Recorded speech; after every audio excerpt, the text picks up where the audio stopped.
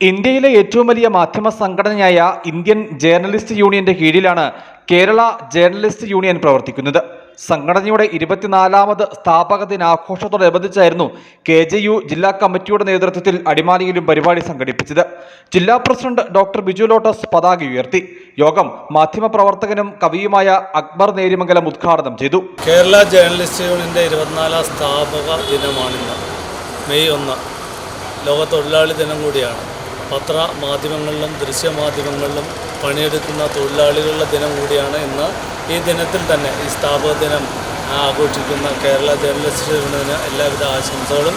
കൂടാതെ മാധ്യമരംഗം അഭിമുഖീകരിക്കുന്ന പ്രശ്നങ്ങൾ സർക്കാർ തലത്തിലുള്ള പ്രശ്നപരിഹാരങ്ങളിൽ ഇടപെടൽ വേണമെന്നും പ്രാദേശിക മാധ്യമപ്രവർത്തകർക്ക് കൂടുതൽ അംഗീകാരങ്ങൾ നൽകണമെന്നുമാണ് ഈ അവസരത്തിൽ അഭ്യർത്ഥിക്കുകയാണ്.